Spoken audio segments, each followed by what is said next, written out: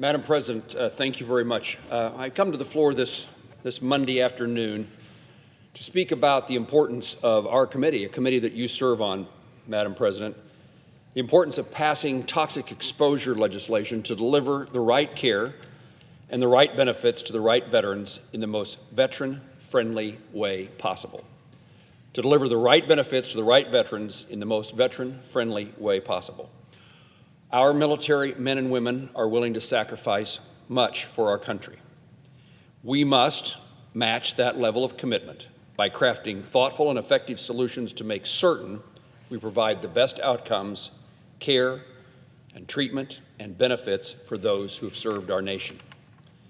In the past 2 years, I've heard testimony from nearly every veteran service organization emphasizing the importance of fixing the process the VA uses to provide health care and benefits to toxic exposed veterans, and the need to grow our knowledge to help care for the toxic wounds of war.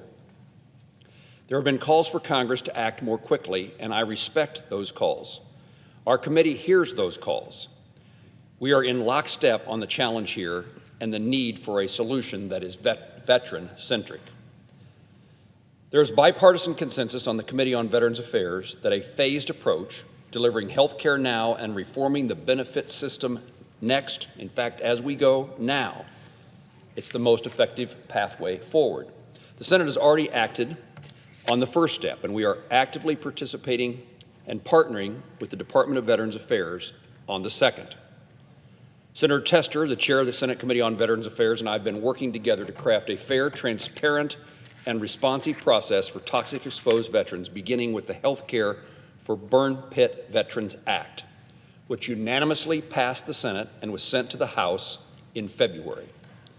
This bill remains the quickest way to make certain that sick veterans who are suffering from the effects of exposure to toxic substances are immediately eligible for life-saving health care. For 6 weeks, this bill has sat in the House of Representatives rather than being sent to the President's desk to start making an impact on those sick and ailing veterans. President Biden has called in March, I think it's March the 12th, called for the House to pass this legislation and is committed to signing it into law. This legislation was co-sponsored by every single member of the Senate Committee on Veterans Affairs, and each of my Senate colleagues showed their support of this legislation by voting yes. This legislation was crafted by the efforts between Senator Tester and I and members of the Senate Committee on Veterans Affairs. The VA Secretary has stated this bill would deliver outcomes that he cannot achieve without congressional action. Again, the President called for this bill to be sent to his desk so he can sign it, and last week at a hearing before our committee, Secretary McDonough reiterated both of these facts, underscoring the need for action. However, the House has yet to take up this important piece of legislation and rather sent us the PACT Act. While the PACT Act includes Critical Health Care for Burn Pit Veterans Act, signaling broad support in the House for this legislation, it also includes late additions that lack adequate review and provisions that will stretch the VA beyond its operational capacity, making it uncertain that veterans will be able to quickly access the benefits. The PACT Act needs to be amended. Secretary McDonough said as much before our committee last week.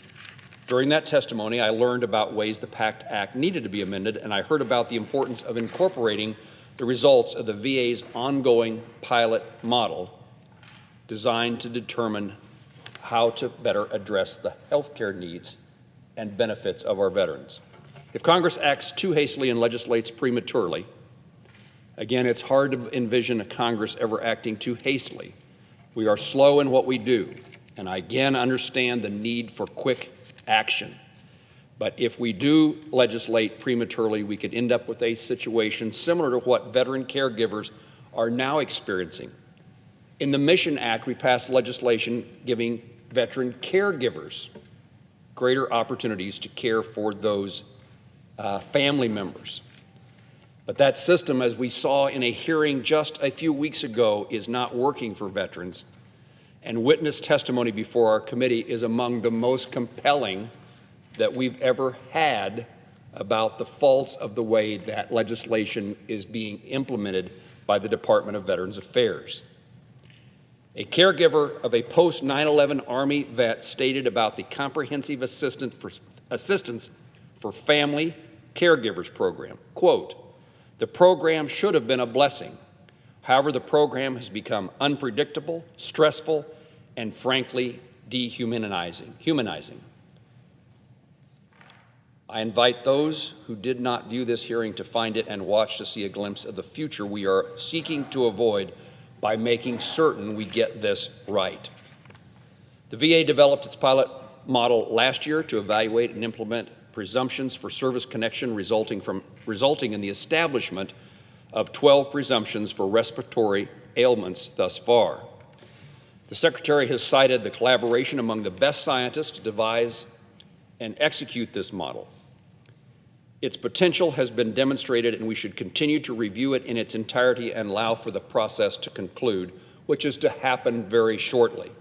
The legislation we pass should not fail to take into account the work that's going on at the Department of Veterans Affairs, utilizing input from veterans and the science and medical expertise of others.